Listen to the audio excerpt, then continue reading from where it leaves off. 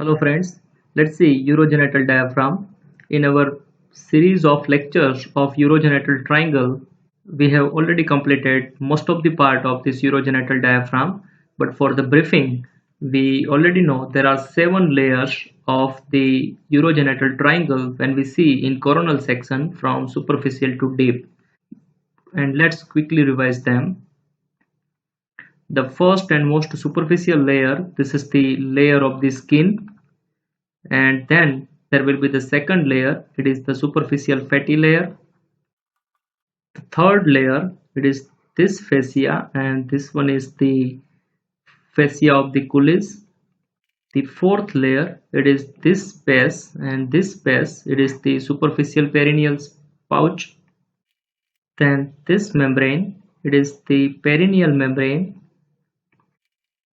Just deep to the perineal membrane we find this layer, this is the deep perineal pouch, and just above this deep perineal pouch we find this fascia, and this one is the superior fascia of the urogenital diaphragm.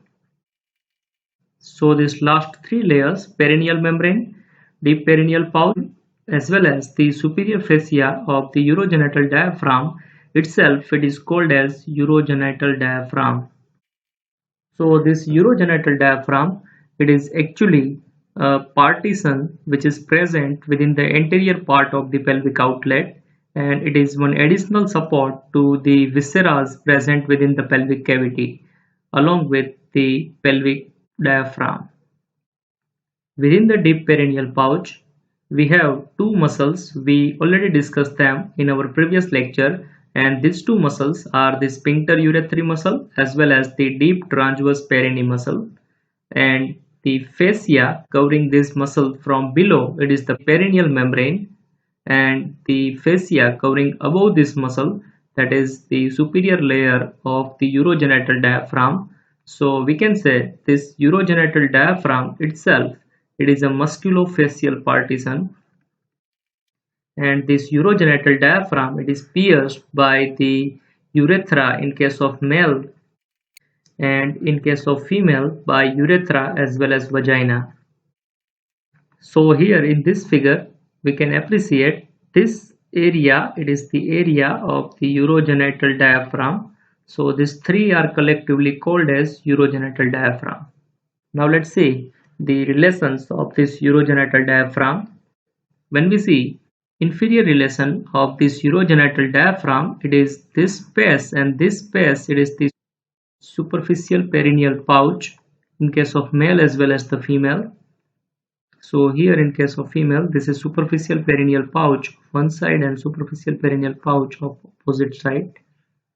And when we see the superior relation of this urogenital diaphragm in the midline, it is related with the apex of the prostate in case of male, while the neck of the bladder in case of female.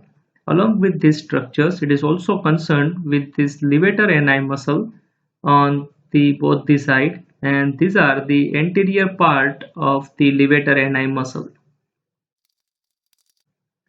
Along with these two structures, superiorly this urogenital diaphragm, it is also concerned with this recess, and this recess, it is the anterior recess of the ischiorectal fossa. Now when we see the anterior relation of this urogenital diaphragm, we have to see the pelvic outlet view. So this is the pelvic outlet view of the male as well as the female.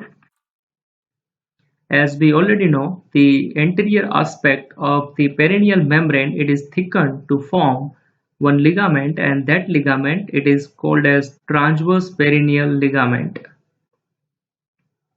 So this urogenital diaphragm, it is extend up to this transverse perineal ligament, and within male, this urogenital diaphragm, it is pierced by the urethra in the midline, while in case of female, it is pierced by the urethra in front and the vagina behind the urethra.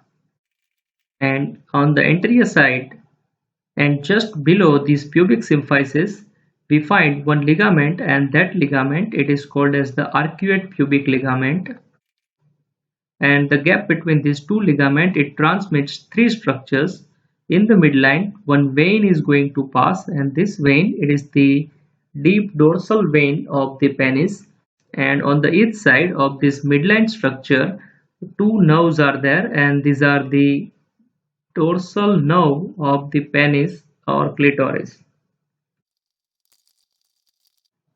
So when we see the anterior relation of this urogenital diaphragm, we find these three structures.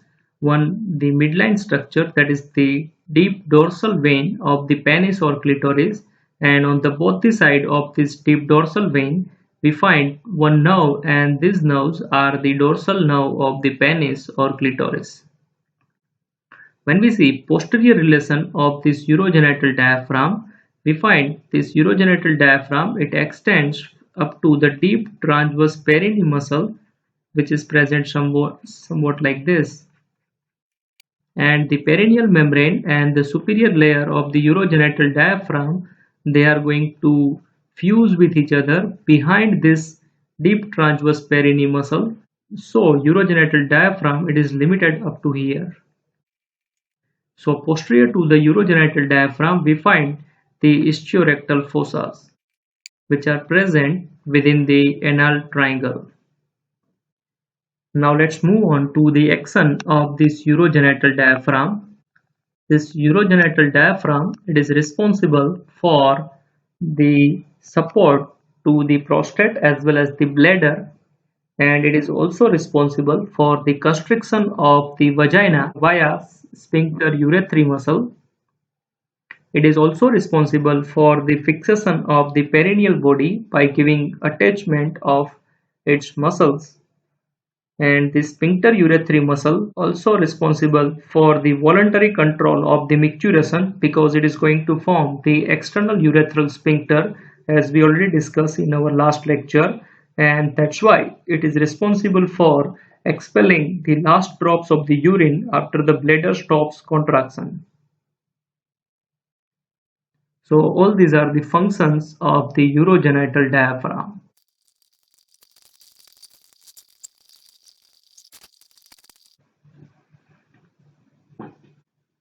Now in case of female, this urogenital diaphragm, it is well defined due to presence of the vagina, and that's why it is predominantly fibrous in nature, and hence it is sometimes also called as triangular ligament.